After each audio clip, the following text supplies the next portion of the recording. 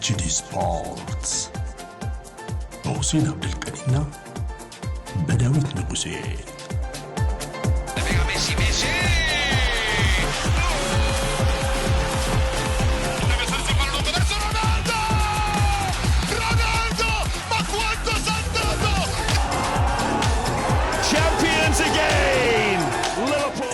HD ስፖርትስ ሰላም እንዴት ናችሁ? ኤችዲ ስፖርቶች በተወዳጁ ስርዓት ኤፍኤም 101.1 መተናል። ሐሙስ ነው፣ አጭር ፕሮግራም ከሰዓት ላይ ይዘን እንቀርባለን። እንግዲህ ይህን ፕሮግራም እንድትከታተሉ ነው በማክበር የምንጠይቀው። ቻምፒየንስ ሊጉ ወደ ወሳኝ ምዕራፍ እየቀረበ መስሏል። ቡድኖች ኮዲው የተለዩ የሚመስል መልክም አላቸው። በነገራችን ላይ ትናንት ፓሪሶች እንግዲህ ስኬታማ ነበሩ። በመልሱ ጨዋታ በእርግጥ አስቶን ቪላን አሁንም ማሸነፍ ይጠበቅባቸዋል ወይም ውጤታቸውን ማስጠበቅ ይጠበቅባቸዋል። ከዛ ውጪ ግን የባርሰሎናና ዶርትሞንድ ጨዋታ በተጠበቀው መልክ በኑ ካምፕ ላይ ተጠናቋል። 4 ጎሎች የተስተናገደበት ጨዋታ መስሏል። እንግዲህ ሰፋ ያሉ ጎሎች መስተናገዳቸውን ተከትሎ ግማሽ ፍጻሜው ቅርጽ ይዟል ኮዲው የሚሉ አስተያየቶች እየወጡ ነው። በእርግጥ ይሄ ይመስላል ወይ እናነሳለን። ግምትም ካለን ወደፊት ማን ይሄዳል ከባልደረባይ በአካል ዳንኤል ጋር ዛሬ በተወሰነ መልኩ ቆይታ እናደርግበታለን። ዩናይትድ በዩሮፓ ሊግ ወሳኝ ጨዋታ አለው። በእርግጥ ቶትናምም ይጫወታል፣ ግን የዩናይትድ እና ሊዮ ጨዋታ የሚጠበቅ ነው። ከሜዳ ውጭ ወደ ፈረንሳይ ሄዶ ነው ዩናይትድ ይሄን ጨዋታ የሚያደርገው። ምን ይጠበቃል እዚህ ጨዋታ ላይ? አጠር ያለ ነገርም እንዲሁ በቆይታችን እናነሳለን። አብራችሁ እንድትሆኑ በማክበር እንደሁል ጊዜው እንጠይቃለን። ዩቲዩብም ላይ ያለን በነገራችን ላይ ኤችዲ ስፖርት ብላችሁ ከፈለጋችሁን ታገኙናላችሁ። ፕሮግራሙን እንደሁል ጊዜውም ላይክ አድርጋችሁ ሀሳብ አስተያየት ሰጥታችሁ መጀመር ትችላላችሁ። ጀመረን። እኛ ግን በአካል እንዴት ነህ ብያለሁ። አለን ዴቭ። አድማጭ ተመልካቾቻችን እንዴት ናችሁ? ሰላም ነው ወይ ብያለሁ። እንደተለመደው አለን ብያለሁ። የዴክላን ራይስ ቅጣት ምቶች አንተን ጨርፈው ነው የገቡት የሚባል ነገር ሰምቼ እንዲሁ ታመህ ቤት እንዳለ ነው አይደል? በዛ ሹት ይሄ ሁሴን ኦሬ ነው እንዳትለኝ እንጂ ያው እንግዲህ እኔም አውቀው አንተን ጨርፈው ነው የገባው ነው። ስለዚህ በሱ ምክንያት ያው ከቤት አልወጣህም ዛሬ የሚል ነገር ሰማው። አይ አለ ኦኬ በያለንበት እንግዲህ ያላችሁላችን ጨርሰን እንግዲህ ተገናኝተናል። ያው የዴክላን ራይስ አስደናቂ ኳሶችን ተመለከትን ዴቭ። እንዲሁም ሉሉ ቻርልስ ዛሬ ከዚህ በኋላ ቅጣት ምትመቺ እሱ መሆን አለበት የሚል ድጋፋቸውን ሰጥቷል የሚል ነገርን አንዳንድ ጽፎች ላይ እንግሊዙ እሱን ጽፈው አይቻለሁና እጅግ አስደናቂ ማነው ይሄ ልጅ አላችሁ ብለው ጠየቁ።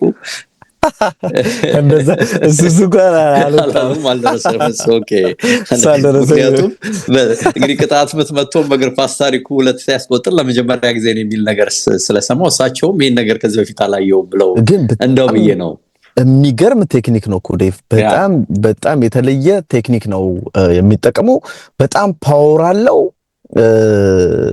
እንግዲህ የስራ ውጤት ነው፣ ምንም ጥያቄ የለውም። የኒኮላ ጆቬ ጉዳይ ይነሳልና ይሄንን ቴክኒክ እሱ አሳይቶት ነው ወይንስ ተጫዋቹ እዚህ ውስጥ የሉበትም እኮ አሉ አይደል? እንግዲህ እሳቸውም እንዳሉት እንግዲህ ክሮስ አድርገው ነበር ያለው ተቆጥላል። እዚህ ውስጥ የሉም። እንግዲህ ብዙ ሲነሳ ነበረ። እያንዳንዱ አሁን ከቆመ ኳስ ጋር በተገናኘ አርሰናል ግብ ካስቆጠረ ኒኮላ ጆቬን ትመለከታለህ፣ ወይንም ገና ድሉ ሲገኝ ወደ አርቴታ ጠጋ ብሎ ወደ መስመሩ ጠጋ ብሎ መልእክቶችን ሲያስተላልፍ እንመለከታለን። ኒኮላ ጆቬን ይላሉ። እውነት ነው አለው ይላሉ። እንግዲህ ያንን ተጠቅመው አስደናቂ ግቦችን ዴክላን ራይስ አስቆጥሯልና በደንብ ደንበኛ ድል ነበር። ባለፈው አንተ ባልነበርክበት የሰኞ ፕሮግራማችን ላይ እኔና ሁሴን ስናነሳ ነበረ። በተለይ አማካኝ ክፍል ላይ የሚኖረውን ፍልሚያ አርሰናል ሊያሸንፍ ስለሚችል የሚል ግምትን ስንሰጥ ነበረና ትክክል ነው ዴቭ። ቶማስ ፓርቴ እጅግ ምርጥ ምሽትን አሳልፏል። ከዛም ውጪ ደግሞ ራይስ የጨዋታው አሸናፊ ነው። ለምን እንደዚህ አይነት ተጫዋች በውድ ገንዘብም ቢሆን ማስፈረም እንዳለብንና እንደ ማድሪድ አይነት ቡድንን ስትገጥም እንደዚህ ጨዋታ የሚያሸንፍ አንድ ወሳኝ ተጫዋች ያስፈልጋልና ያ ተጫዋች እንግዲህ 105 ሚሊዮን ፓውንድ የወጣበት ዴክላን ራይስ ነበረ። ከነሱ አንጻር ባታነሳውም የማርቲን ኦዴጋርድም ከፊት ላይ የነበረው እንቅስቃሴን ተመልክተናልና እጅግ ድንቅ የሆነ አርሰናልን የተመለከትንበትና ይሄ ዌል ዲዘርቭድ የምትለውን አይነት ወይም በደንብ ተገብቶት ያሸነፈውን ጨዋታ በአርሰናል በኩል ተመልክተናል እና ደግሞ ትናንትም ደግሞ እንደዚሁ ጨዋታዎች ነበሩ። ትናንት ከነበሩት የዶርትሙንድ ባርሴሎና እየተጠበቀ ነበር። ምናልባት እንግዲህ ስለ ባርሴሎና እኛ ብዙ አለማለታችን ካልሆነ በቀር እንግዲህ ራሱ ባርሴሎና ሌላ ፕላኔት ላይ መስሏል። ከወዲሁ ሱፐር ካፕ ወስዶ አሁን ደግሞ 3 ዋንጫዎች ከፊት ለፊቱ እንዳሉ ስታይ ዘንድሮ በአስደናቂ መልኩ ሊዘጋው እንደሚችል ግምት ትወስዳለህ። በዛው ልክ ግን ትኩረት ያገኝ የሚመስለው ከባርሴሎና በላይ አስቶን ቪላና ፔዤ ያደረጉት ጨዋታ ነው። ስለ ፔዤ ብዙ ብለን ነበር። በተለይ ሊቨርፑልን በጣለበት ጨዋታ ላይ በደርሶ መልሱም በአጠቃላይ ያነሳናቸው ነጥቦች ነበሩና አስፈሪ ነው። ሉዊስ ኤንሪኬ በእውነትም ቡድን እየገነባ እንደሆነ ስንናገር ነበር። በአንጻሩ ደግሞ ፔጆች ፈርተውት የነበረው ጥንቃቄ አድርገውበት የነበረው ቪላ ደግሞ እንደፈሩት ሳይሆን ራሱ ጥንቃቄ ፈልጎ ሜዳ ገባ ትናንትናና ጥንቃቄው ደግሞ ያዋጣ አይመስልም አይደለ? አንዳንድ ጊዜ አፕሮችህን ለቀቅ ካላደረከው ከባድ እንደሚሆን አሳየ። እንግዲህ እየጠበቁት አይደለም። ከቪላ ከፍ ያለ ነገር ነበር የጠበቁት። አዎ ኦፍ ኮርስ ዲፌንሲቭሊ ዌል ኦርጋናይዝድ እንደሚሆኑ ትጠብቃለህ። ግን በዚህ ደረጃ ወርደውም እንደገና ደግሞ የተበታተነ መልክ ነበረው ማለት ይቻላል። በተለይ ብሬኮቻቸው እየሰሩ አልነበሩም ማለት ይቻላል። ለሁሉም ግን ፔጄ የሚገባው ነገር ያገኘበት ጨዋታ ነው። እስቲ ከፔጄ እና ቪላን ጀምር። እንግዲህ አስቶን ቪላ ከ2-3 ዓመት በፊት የምናውቀው አስቶን ቪላ 6ኛ 7ኛ ሆኖ የሚጨርስ ከዛም ዝቅ ብሎ የሚጨርስ ቡድን ሆኖ ነውና ያኔ እንግዲህ የዛሬ 3 ዓመት 4 ዓመት በፊት የምናውቀው አስቶን ቪላ ነበረ ሜዳ ላይ የሚመስል የነበረው ፍጹም በጥራት ከተጋጣሚው ፒኤስጂ ጋር የማይገናኝ እንዳልከው ደግሞ ከሜዳው ውጪ ነው ይገባናል። በደንብ ጥንቃቄ አድርጎ የመልሱን ጨዋታ የቪላ ፓርኩን ጨዋታ ውጤቱን ምንም ሆነ ምን እዛው ሜዳቸው ላይ ነገሮችን ለማድረግ ጥረት የተደረገ ይመስላል። ግን ደግሞ በደንብ ተጋልጠው ግብ ጠባቂውንም በጣም ያጋለጡበት ጨዋታ ነበረ። አንዳንዴ ስትከላከል በጣም በረኛ ብዙ ኳስ ሴቭ አድርጎ የጨዋታው ኮከብ የሚያስብለውን ብቃት አሳይቶ ወጣ ከተባለ የመከላከል እንቅስቃሴው እጅግ ደካማ ነበር፣ ተጋላጭ ነበር ማለት ነውና ያንን ነገር በአስቶን ቪላ በኩል ተመልክተናል። ዲቡ ማርቲኔስ አስደናቂ ብቃቱን ማሳየቱን ተከትሎ ነው እንጂ ሽንፈቱ ከዚህም የበለጠ አሰቃቂ ሊሆን ይችል ነበር። ፒኤስጂ እንዳነሳው ሁሌም ጥሩ ነው። በተለይም ደግሞ አማካኝ ክፍል ላይ ያሉት ቪቲኒያ የቡድኑን ባላንስ ሪትም እንዴት እንደሚቆጣጠር ስታይ ሲፈልግ ኳሱን ያፈጥነዋል፣ ሲፈልግ የቡድኑ እንቅስቃሴ ዝግ ብሎ ኳስ በደንብ ዲክቴት ማድረግ ይችላልና የቡድኑ ዋና መሰረት ቪቲኒያ ነው። ከዛም ውጭ ደግሞ ፋቢያን ሪዩዝም አለ እዚህ ቦታ ላይ። ዡዋው ኔቬሽ እንደዚሁ ሌላኛው ፖርቱጋላዊ አስደናቂ አማካኝ ቦታ ተጫዋች አለ። በአስቶን ቪላ በኩል እንዳነሳው ጠብቀን የነበረው እጅግ ጠንካራ የሆነ መከላከልን ነበር።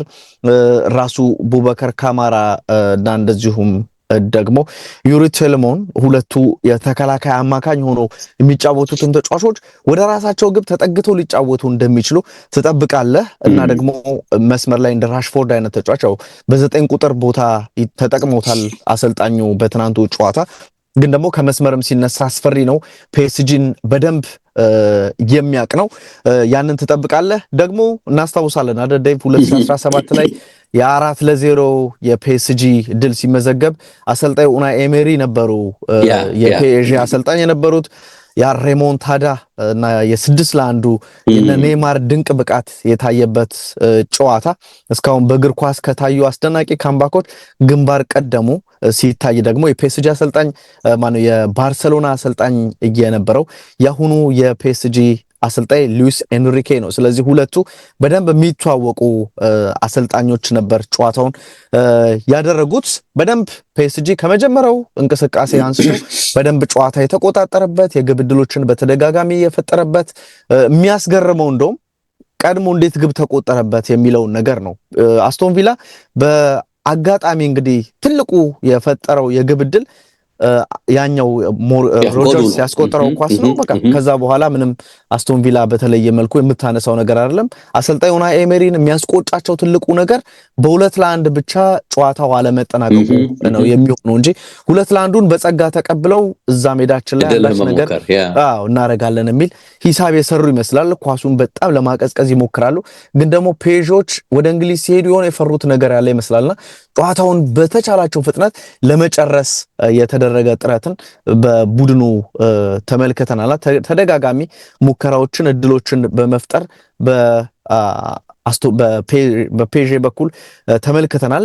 እንግዲህ ውጤቱ ከዚህም በላይ እንዳይሆን ያደረገው ዲቡ ማርቲኔዝ አርጀንቲናዊ ግብ ጠባቂ ስላለ ነው እንጂ ከዚህም የበለጠ ከፍ ያለ እድሎችን መፍጠር ይችሉ ነበር። የፔዤ ተጫዋቾች ከዚህ ቀደም በነበረው ጥራታቸው ላይ ነበሩ ወይ ተብሎ ቢጠየቅ ደግሞ ያን ያክል የሚል ምላሽን ነው ልንሰጥ የምንችለው ፊት መስመሩ ላይ። ትክክል። በንጽጽር እንደውም የሊቨርፑልን ጨዋታ አይተህ በተለይ ሊቨርፑል ከመልሱ ይልቅ ፓርክ ዲፈረንስ ላይ ያደረጉትን ጨዋታ ስታይ በጣም በቃ ልዩ ነበር አይደል? ኦፍ ኮርስ በስተመጨረሻ 1-0 ተሸነፉ። ማይሆን ነበር ያባከኗቸው። በስተመጨረሻ አሊሰን ቤከር ያወጣቸው የተቆጩበት አጋጣሚ እጅግ የበዛ ቢሆንም እኔ ከመልሱ ጨዋታ ይልቅ ይሄ ሱፐር ክላሲክ ጨዋታ ነው የነበረው ማለት እችላለሁ። እንደውም እዚህኛው ጨዋታ ላይ የትናንቱ ጨዋታ ላይ የመቸገር ነገር እንደሚኖር ግምት ወስጄ ነበር። ምክንያቱም አስቶን ቪላን በሊጉ ስለምናውቀው ወደኋላ ፈግፍገው ሲከላከሉ ጫና ቡድኖች እንዴት እንደሚከቱ እናውቃለንና ያ ፈተና ይኖራል ብዬ ነበር የጠበቅኩት። ኦፍ ኮርስ ይመስል ነበር አይደል? ጎሉን አግብተው ያንን ሁሉ ጫና ተቋቁመው እስከተወሰነ ጊዜ ሲሄዱ በቃ ይሄ ነገር ብለህ ጥያቄ እንድታነሳ ያደርግ ነበር። ግን የኢንዲቪጁዋል ብሪሊየንስ ይሄ ዶ የሚሉት ልጅ እንግዲህ ወጣቱ ልጅ ባርኮሎና አስቀመጠ የተባለው ገና ወጣት ነውና የሱ ጎል ኦፍ ኮርስ ማርቲኔዝ እዚህ ጎል ላይ የነበረው ጥረት ከዚህ በላይ ከፍ ሊል ይገባ ነበር አላቅም። ግን የልጁ አስደናቂነት ይገርም ነበር። ከዛ በኋላ ደግሞ እንግዲህ በመስመር ያሉ እንቅስቃሴዎች እና የተገኙ ጎሎችን ስታይ የእውነትም ፓሪስ ሴን ጀርሜን እንደ ቡድን እያደገ እንዴት እንደመጣ በደንብ አይተናልና ባለፈውም ሲያነሳ ነበር ሁሴን አስታውሳለሁ ከክሪስማስ በኋላ የሆነ በቃ የተለወጠ ነገር አለ። እያንዳንዱ የተጫዋቾች ሌቭል ከፍ እንዳለ በግልም ተጽዕኖ ፈጣሪ ተጫዋቾች እየጎሉ እንደመጡ ያየን ነበርና ይሄ ነገር አሁን የእውነትም ፓሪስ ቤት በደንብ እየታየ ነው። በመስመር ያሉ ተጫዋቾች ኢቭን ከተከላካይ መስመር ተነስተው በመስመር በጥልቀት ሐኪም የሚሰሩትን ነገር ስታይ ሁለቱ አማካኞች የጠቀስካቸው በተለይ ኳስ ከግራቸው ወዲያው ከተነጠቀ በኋላ እንዴት መልሰው ሪከቨር እንደሚያደርጉ የቴምፖ ደረጃቸውም ትንሽ ከፍ ይላል። በነገር ላይ ፈረንሳይ ላይ የምታውቀው አይነት ባህሪ አይመስለኝም። ሊጉ ይሄን ያህል በዚህ ሌቭል ቶፕ ሌቭል በሆነ ቴምፖ ተጫውተ እንግዲህ እዛ ያሉ ቲሞችን እንዴት ብትንትናቸው ልታወጣ እንደምትችል ግምት መውሰድ ይችላለውና ለዚህም ነው እንግዲህ ሌላ ፕላኔት ላይ ነው ፔጄ የሚገኘው በሊግ ይሄ ባለበት ሁኔታ ግን እዚህ መተው ከአስቶን ቪላ ጋር ይሄንን ዘግቶ መጫወትን የፈለገ ቲም እንዴት በስተመጨረሻ በደንብ ከፋፍቶት በደንብ እድሎች ፈጥሮ እንደውም እንዳልከው የማርቲኔዝ ጥረት ባይሆን 5-6 ጎል አስቆጥሮ ይወጡ የነበረበት ሁኔታ እንደነበረ ስታይ እኔ አይ ቲንክ ፓሪሶች ራሳቸውን የቻሉ በዚህ ውድድር ላይ ያው የተለየ ግምት ለሰጣቸው እንዲያደርግ የሚጋብዝ ይመስለኛልና ፔጄም ልክ አሁን ያልተጠበቀው ማክሰኞ ዕለት አርሰናል የፈጠረው አይነት ልዩነት በሂደትም ሊፈጠር ከቻለ ልንጠራጠረው የሚገባ አይመስለኝምና እኔ አድናቆት ለኤንሪኬ መስጠት የሚገባን ይመስለኛልና ያ በቃ ሱፐርስታርስ አይፈልግም ያሉትን ልጆች ግን አሁን እንዴት ወደ ሱፐርስታርስነት እየቀየራቸው በተለይ ግሩፕ ቲንኪንግ እንዴት እንዲመጣ እንዳደረገ በተጨባጭ እያየን ያለ ነው። የመልሱን ጨዋታ ሳስብ 2-1 እንኳን ኢቭን ቢሆን አንተ ብለህ በጠቀስከው አስቶን ቪላዎች እድላቸው ሊሞክሩ ቢችሉ አዎ ጎል ሊያገቡ ወይ ሊያገኙ ይችላሉ። ግን እርግጠኛው የምነግርህ ፓሪስ አለማስቆጠሩን መናገር አትችልም። በቃ አለማሰብ አትችልም። እኔ በጣም በእርግጠኝነት በዚህ አፕሮቻቸው ጎል ያገኛሉ። በዚህ ላይ ደግሞ ኳሱን እንግዲህ ሆምም አወይም ከሊቨርፑል ጋር ባደረጉት ጨዋታ እንዴት ማኔጅ አድርገው እንዴት የበላይ ዶሚኔት አድርገው መጫወት እንደሚችሉ አይተናልና ቪላ ላይም ይሄንን አለማድረጋቸው የሚቀር አይመስለኝም። በተጨባጭ ይሄ ይኖራል ያለ ጥርጥርና ከዚህ ይልቅ እንደ ኦናና አይነት ተጫዋቾች ምናልባትም ደግሞ የካሽ መስመር ላይ ወዲያው ምንድነው ተቀይሮ መውጣት በቢጫ ሶፍት ቢጫ ነው እንዳየሁትና በቢጫ መውጣቱ ከዛ በኋላ ወዲያው እንደተለወጠ ደግሞ ዲሳሲ ያንን የመሰለ ቀለል ያለ ድል ለተከላካዮች ማላጥቂዎች ድል መስጠቱን ራሱ የእንትና ምርጫ የኤምሬን ምርጫ በተወሰነ መልኩ ጥያቄ ውስጥ ልከተው ትችላለህ። በተረፈ ግን ፔጄ የሚገባውን ነገር ነው ያገኘው። እኔ አይ ቲንክ ጌሙን የጨረሰው ይመስለኛል ካልተሳሳትኩኝ። ትክክል ዴቭ፣ እኔም ከዚህ የተለየ ነገር ይኖራል ብዬ አላስብም። ራሱ ቪላ ፓርክም ሄደው ሊያሸንፉ ይችላሉ የሚል ግምት ያለኝና አስቶን ቪላ ይሄ ሙዲ የመሆን ባህሪ ነው እንጂ ኮንሲስታንት ቲም አይደለም። አሁን እንደምንመለከተው ቻምፒየንስ ሊግ ላይ እጅግ ጥሩ ጉዞ ነው። ቦነስ ነው ዘንድሮ ይሄን ነገር ራሱ እዚህ መድረሳቸውን ስትመለከት እንደ ቦነስ ልታነሳላቸው ትችላለህ እንጂ ተጨማሪ ነገሮች ይኖራሉ የሚል እምነት በቡድኑ በኩል የለኝም ዴቭ እና ፔዤ የሚያልፍበት እድል ሰፊ ይመስለኛል። ሌላኛውን ጨዋታ መመልከት እንችላለን ዴቭ። ባርሰሎናም በተመሳሳይ ነው እንግዲህ ኮቤልና ራሳቸው የባርሰሎና ተጫዋቾች ናቸው እንግዲህ ከዚህ በላይ ግቡ እንዳይሰፋ ያደረጉት። ግሪጎር ኮቤል አስደናቂ ግብ ጠባቂ መሆኑን በድጋሚ የታየበት አጋጣሚ ነበር። የሌቫንዶቭስኪን እንደዚሁም ደግሞ የላሚን ያማልን አስደናቂ ኳሶች የመለሰበትን ሁኔታ በዚህ ግብ ጠባቂ በኩል ተመልክተናል። ግን ፍጹም የሆነ አንድ ሁለት አጋጣሚ ከጊራሲ ከመከናቸውና እንደዚሁም ደግሞ አራውሆ በሸርታቴ ሁለቴ ከመለሰው ኳስ ውጪ ሌላ ማብቂያው ላይ አንድ ሚስ ያደረጉት እድል በቃ እሱ ካልሆነ በስተቀር በዶርትሙንድ ትክክለኛ ፈተና ለባርሰሎና ሰጥቷል ወይ ቢባል ምንም የሚል መልስ ነው ልንሰጥ የምንችለውና ባርሰሎና እንዳነሳው እንግዲህ ሽንፈት ረስቷል። 2025 ከገባ ያልተሸነፈ ብቸኛው ቡድን ነው።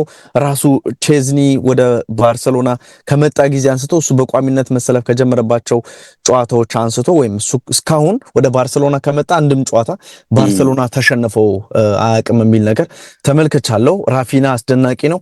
በአንድ የውድድር ዓመት ባገባውም እንደዚሁም ደግሞ በአሲስት በማድረግም ከሜሲ ጋር ራፊና በባርሰሎና የነበረን ሪከርድ ከወዲሁ ተጋርቷል የሚል ነገር ተመልክቻለሁና ቻምፒየንስ ሊግ ላይ አስደናቂ ነው በጣም ራፊና። ባርሰሎና አንዱ ለሌላኛው ሰልፍለስ ሆኖ ወይም ራስ ወዳድ ሳይሆኑ የሚያደርጉት እንቅስቃሴ እጅግ የተለየ የሚያስወድሳቸው ነውና ባርሰሎና ከዚህም በላይ እንደሚጓዝ ይሄኛው ጨዋታ ያለቀ ይመስላል። ራሱ ሮበርት ሌቫንዶቭስኪም በ27 ጨዋታ 27 ግብ ነበረው። እንግዲህ በ28ኛ ጨዋታ 29 ግብ ላይ ደርሷል ማለት ነው። ቀድሞ ቡድኑ ራሱ ዶርትሙንድ ላይና አስቆጥሮ መጨፈሩ ነው እንደውም እኔ የገረመኝ። ይሄንን አድርጓል ግን እንደዚህ ማየኮቢን በመሃል ነገር ገብቷል። በመሃልም የኛ ማሊያ ምናምን ብትባልም አይ ከናንተ በኋላ እኮ ይሄን ለብሼ ነበር ትላለህ ብዬ ነው ማለት ያው ርዝመት እንደዛ ነው። እሺ ዝም እንዲል ፈልገ ነበር አይደል? ያው ዶርትሙንድ ምንም ለዚህ ደረጃ እንዲበቃ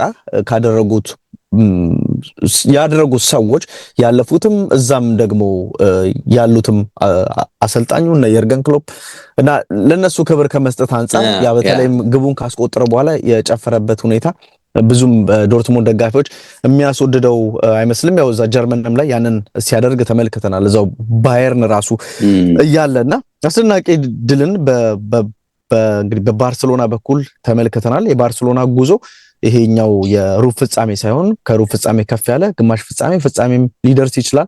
እሱን መመልከት ያለብን ይመስላል።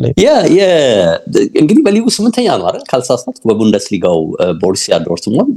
በዚህ ላይ ተከላካይ መስመሩ ያው ወንፊት ነው ደጋግሞ ተነስቷል።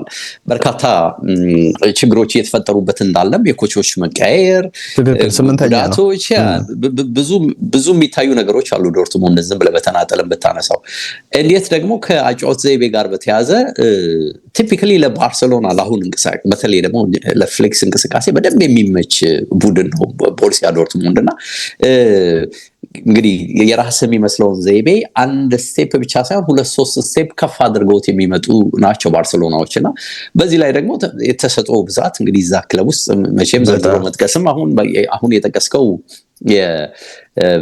ምንድነው የብራዚላዊ ልጅ እሱን ተውና ራፊኒያ ከሱ ተውና የላሚን ያማልን ጉዳይ ስታነሳ ያለ ጥርጥር እንዲህ አይነት ጌሞች ላይ በደንብ ሊፎሩ እንደሚችሉ በደንብ ብቃታቸውን አውጥተው ሊጠቀሙ እንደሚችሉ ግምት ትወስዳለህ።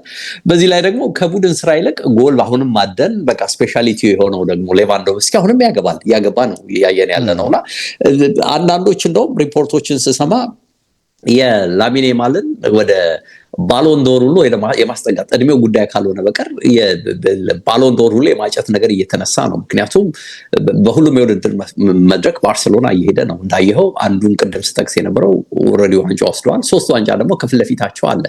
ከማድሪድ ጋር የሚደረገው ኮፓ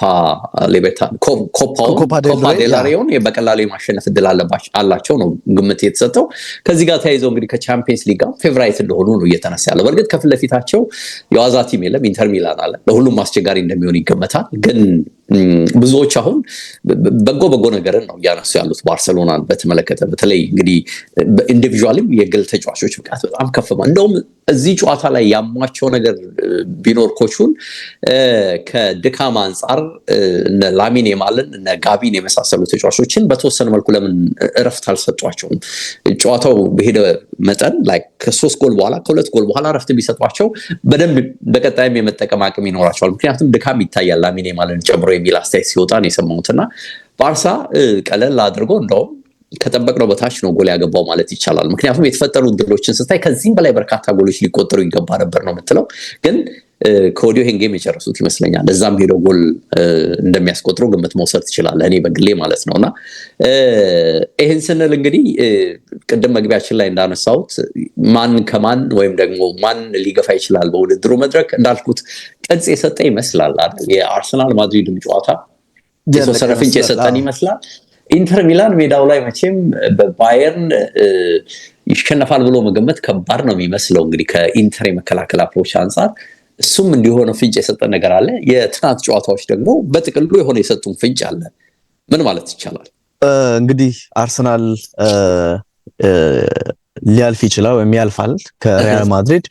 ባየርን ከኢንተር እንዳነሳው ጀርመን ድረስ ሄዶ አሸንፏል። ከባድ ነው። ባየርን በጣም ብዙ ድሎችን አምክኗል እዛ ጨዋታ ላይ። አሁንም ይሄ ጨዋታ ነው ምናልባት ዴቭ አስቸጋሪ የሚሆነው የትኛው ሊያልፍ ይችላል ብለህ የምትጠብቀው። ግን አሁን ባለው አድቫንቴጅ ዝም ብለህ ኢንተር ሚላን ፒክ ልታደርግ ትችላለህ።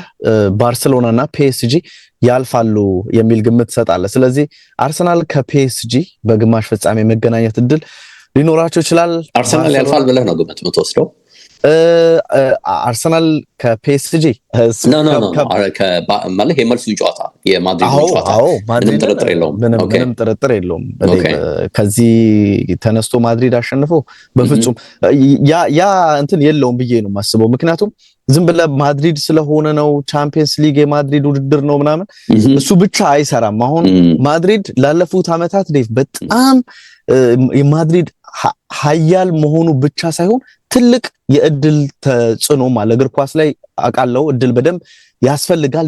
ግን ደግሞ እጅግ በደከሙበት መውደቅ በሚገባቸው ጨዋታዎች እያንሰራሩ ከቼልሲ ጋር ከማንቸስተር ሲቲ ጋር እንዴት በየአመቱ ሲያልፉና ወደ ዋንጫ ሲሄዱ እንደነበር እናስታውሳለንና የአይነት ነገር ግን አሁን አይኖራቸውም። ምክንያቱም አማካኝ ክፍል ላይ በደንብ ዶሚኔት ከተደረገ እንደሚሸነፍ ይታወቃል። ማድሪድ እጅግ ደካማ ነው አማካኝ ክፍሉና ያንን ነገር አርሰናል እድል ይሰጣቸዋል የሚል እምነት ስለሌለ ከወዲሁ አርሰናል ያልፋል የሚል። ስለዚህ ከትናንቱ ጨዋታዎች ያው የባርሳንና ፒኤስጂን ትወስዳለህ ማለት ነው?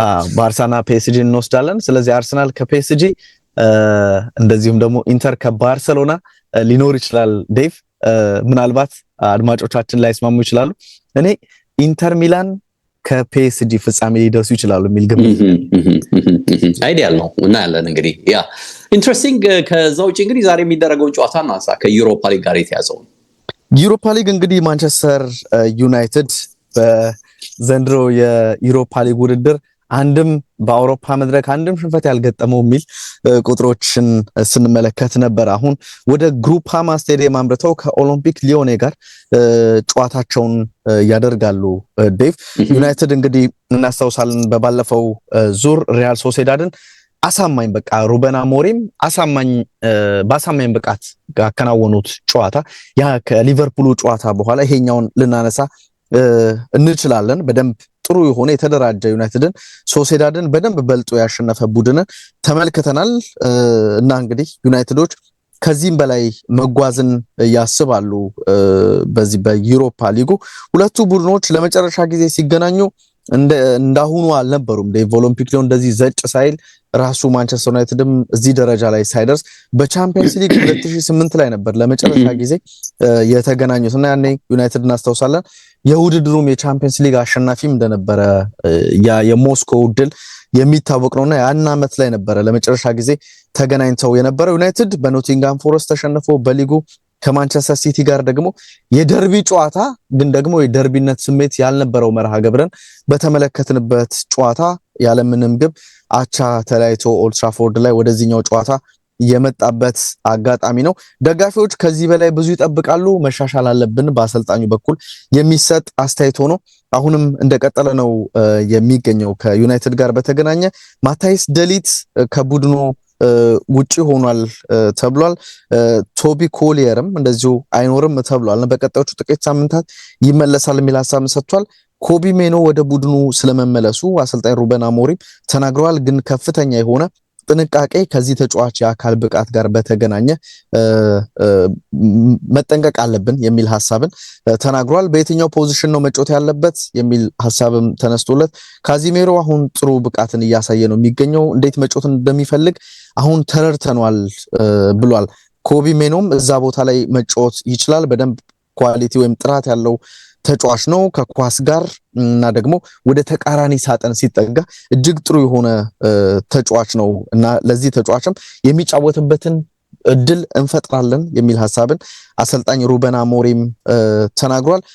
እንግዲህ ጦርነት አለ ማለት ይቻላል። ይሄ የቃላት ጦርነት አንድሬ ኦናና እና በኔማንያ ማቲች መካከል ከማንቸስተር ዩናይትድ እጅግ ወረስት ግብ ጠባቂዎች አንደኛው ነው ብሎ እንግዲህ ተናግሮታል። ኦናና ደግሞ ልክ አሰልጣኙ እንዳሉት ኮንፊደንሳችንን ጠብቀን እነሱ እኮ ይሄንን አላደረጉም እኔ እኮ አንድ ዋንጫ ስም ያለው ብሏል። እንግዲህ ኔማንያ ማቲችን ለመንካት የካራባው ዋንጫን ያሸነፉበትን እንደዚሁ የኤፍኤ ካፕ ዋንጫ ሰምቶኝ ነበር ማለት ነው። አይመጥንም ብዬ ነበር ባለፈውና ማቲች እንግዲህ ይሄንን ተገይያለ ጃይማቲች ሐሳብ በጣም የሰላ ይመስለኛል። በዛ ነው ማልፈው ዴቭና በቃ ይለፈው የማቲች ሐሳብ ተገቢ አይደለም ነው እያልከኝ ያለው በዛ ትንሽ ካራባው ዋንጫ ይበልጣል ነው እያልከኝ ያለው። እሺ ሎሎ እሺ እና እንግዲህ ይለፈም እና እንግዲህ ዩናይትድ ይህንን ጨዋታ በምን መልኩ ያጠናቀቀዋል የሚለው ጉዳይ ነው የሚጠበቀው።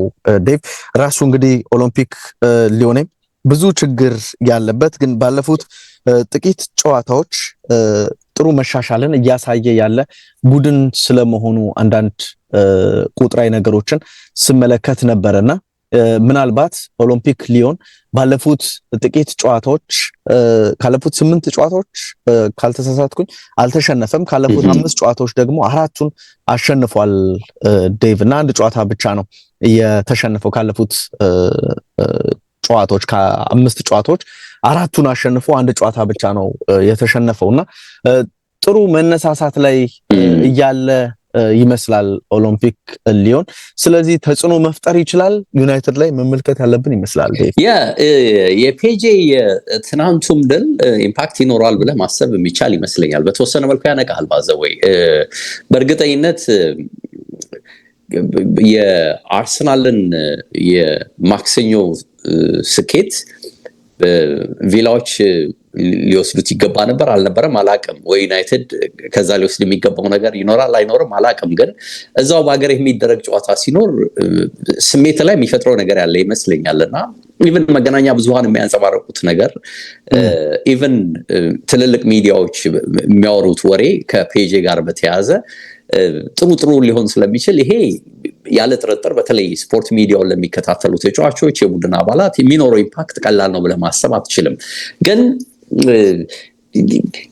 ሊዮ ምናልባት እንደው ትልቅ ነገር እንዲያስብ ያደርጓል ብዬ የማስበው ነገር የዩናይትድ ወጥ አለመሆን ነው። በቃ እንዳልነው በተወሰነ እንግዲህ የቡድኑን ስርዓት ለማስያዝ ስትራክቸሩን በደንብ መልክ ለማስያዝ ቅርጹን በደንብ ለማውጣት ጥረቶች ይደረጋሉ። እንደውም ባልደረባችን ሁሴን ሲያነሳ ባልፈው ትዝ ይልሃል የቡድኑ ቅርጽ ላይ ብዙ መጨነቅ ይታያል። የኳሱን ፍሎ ከመከተል ወይም ደግሞ አጠቃላይ እንቅስቃሴውን በቃ ራሱ ሞመንተሞች ከሚፈጥሩት የሜዳው ላይ እንቅስቃሴ ይልቅ ቅርጽ ላይ የመጨነቅ ነገር ተጫዋቾች ቦታቸውን ይዘው እንዲጫወቱ የማድረግ ነገር ላይ በጣም ስቲክ ሲያደርጉ ይታያል ነበርና የእውነትም አሁንም እሱ ላይ የማተኮር ነገር ነው የምታየው። አንዳንድ ጊዜ ለተጫዋቾች ሞር ነፃነት ሰጥተህ ያላቸውን ኳሊቲ በደንብ እንዲያወጡ እድል ማትሰጥ ከሆነ መሻሻል በጣም ሩቅ ሊሆን እንደሚችል ነው ግምት ብትወስደውና ይሄ ከቅርጽ ጋር የተያዘው ወይም ደግሞ ስትራክቸሩ የመጣ ይመስላል ዩናይትድ ቤት። ችግሩ ግን ይሄ ዊክ ካምስ ዊክ አውት ለውጡን በደንብ እየተሻሻለ በደንብ እየተገነባ ስለመሆኑ የሚሰጥ ፍንጭ የለም። እና አይ ቲንክ እንግዲህ አሁን ከፕሪሚየር ሊጉ ዋንጫ ውጪ በጣም መራቃቸው ምናልባት ትልቅ ግምት እንደሚሰጡት አስባለሁ። የዛሬውንም ጨዋታ በዚህ በዩሮፓ ሊግ ላይ ስኬታማ ሆኖ መውጣት አውሮፓም ስለሚያበቃቸው እንዳለም ሆኖ ግን ይሄ የተሰጣቸው ግምት በጣም ዋው የሚያሰኝ አለመሆኑም በተወሰነ መልኩ የሚያደርግም ይመስለኛል ጫናን ተጫዋቾቹ ላይ። አላቅም ይሄ የግል ስሜቴ ሊሆን ይችላል ግን ዩናይትድ ባሰብኩት ደረጃ ለመውጣቱ ምናልባትም ከሊዮን የሰሞኑ ሞመንተም አንፃር ራሱ ሌላ ጥያቄ እንዳያመጣባቸው ስጋት አለኝ፣ ጫና እንዳያመጣባቸው ስጋት አለኝና ይሄም የሚጠበቅ ጨዋታ ነው። ምናልባት እሳቸው እንግዲህ እነ ካዚሜሮ ወይም አንዳንድ ተጫዋቾች የቡድኑ አጠቃላይ ሪትም ውስጥ የመግባት ነገር ይታይባቸዋል። ኳሊቲያቸውን እያወጡ ነው፣ እየተጠቀሙ ማለት በእኛ እየተጠቀሙ ነው የሚል ነገር እያነሱ ነው። ይሆናል ተረድተናቸዋል እያሉ ነው። ይሆናል አይሆንም ግን ማየት ያለብን ነው የሚመስለኝ። ግን ከዩናይትድ ጋር በተያያዘ እንግዲህ እርግጠኛ ሆነ እንዳትናገር የሚያደርግህ ከትልልቅ ቲሞች ጋር ራሱ የዩናይትድ ብቃት ነው። በቃ ዘግቶ ሲጫወት ታየዋለህ። ያልተጠበቀ ድንገተኛ ውጤት አምጥቶ ደግሞ ይሄ ነገር ምናምን ብለህ ግራ እንድትጋባ ያደርግሃል። በመልሶ ደግሞ ሲወርድ የምታይበት ሁኔታ አለና ለመገመት አስቸጋሪ ነው ዩናይትድን። ይሄ ነው ግራ እያጋባኝ የቀጠለው ዩናይትድን በተመለከተ ነው ምን ባካል። ትክክል ዴቭ። እንግዲህ ሄዷል እንዳልከው ዩናይትድ ራሱ የሚያሳዩ የራሱ የቡድኑ ባህሪ ነው እንደዚህ አይነት ግምት እንድትሰጥ የሚያደርገን። እና በቃ እንግዲህ ኤችዲ ስፖርቶች ነበረን በተወዳጁ ብስራት ኤፍኤም 101.1 ላይ ሰማችሁን። እንዲሁ ዩቲዩብም ላይ ነበረን። ስለተከታተላችሁን እናመሰግናለን። በአካል አንተንም አመሰግንኩ። መልካም ጊዜ ብያለሁ። ሰላም ሁንዴ። መልካም ጊዜ ላንተ።